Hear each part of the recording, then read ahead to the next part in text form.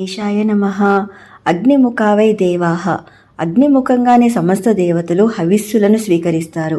అలాంటి పవిత్రమైన అగ్నిదేవునికి సర్వభక్షక అన్న శాపం ఎలా వచ్చిందో మీకు తెలుసా?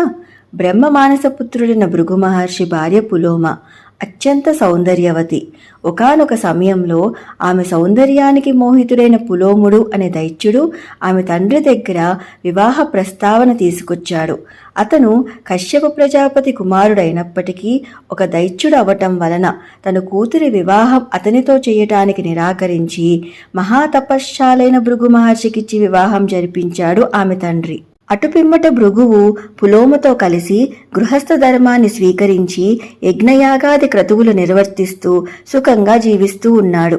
కొంతకాలానికి పులోమ గర్భవతి అయ్యింది. ఒకరోజు యజ్ఞానికి కావలసిన సమిధులు తేవాలని అగ్నిశాలలో ఉన్న అగ్నిహోత్రునికి నిండు గర్భిణి అయిన తన భార్య రక్షణ బాధ్యతను అప్పగించి వెళ్ళాడు భృగువు. అదే సమయంలో ఆ వనంలో సంచరిస్తున్న పులోముడు ఆశ్రమంలో ఒంటరిగా ఉన్న మహర్షి భార్యను చూసి ఆమె తను వివాహమాడాలనుకున్న పులోమునేనా అనే అనుమానం కలిగి ఆమె దగ్గరికి వెళ్ళబోయాడు. అది చూసి ఆమెను రక్షిస్తున్న అగ్నిహోత్రుడు ఒక్కసారిగా ప్రజ్వరిల్లుతూ, ఓరి దుష్టుడా, ఈమె నా రక్షణలో ఉంది, తక్షణమే ఇక్కడ నుండి వెళ్ళు అని హెచ్చరించాడు. దానికి పులోముడు, అగ్నిదేవా, ఈమె ఎవరు? నేను మనస్సాక్షిగా వరించిన పులోమను ఆమె తండ్రి నన్ను కాదని భృగువుకిచ్చి పెళ్లి చేశాడు. ఒకవేళ ఈమె నా పులోమ అయితే నేను ఈమెనిప్పుడే ఎత్తుకెళ్లిపోతాను అని అన్నాడు. దానికి అగ్నిదేవుడు ధర్మ సంకటంలో పడ్డాడు. ఒకవేళ నేను ఈమె గురించి నిజం చెప్తే వాడు తనకి హాని కలిగించవచ్చు.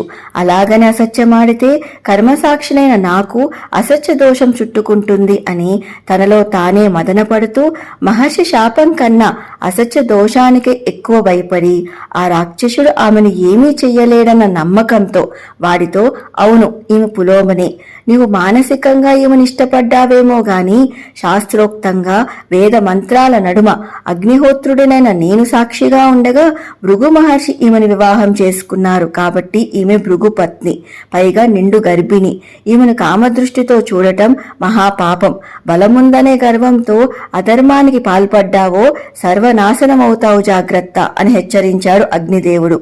ఇది విన్న తరువాత పులోముడు ఏమి చేశాడు? అగ్నిదేవుడు ఆమెను రక్షించగలిగాడా అన్నది తదుపరి భాగంలో తెలుసుకుందాం. సర్వం కృష్ణార్పణమస్తు. స్వస్తి. త్వరలోనే మళ్ళీ కలుద్దాం. కృష్ణ సఖి.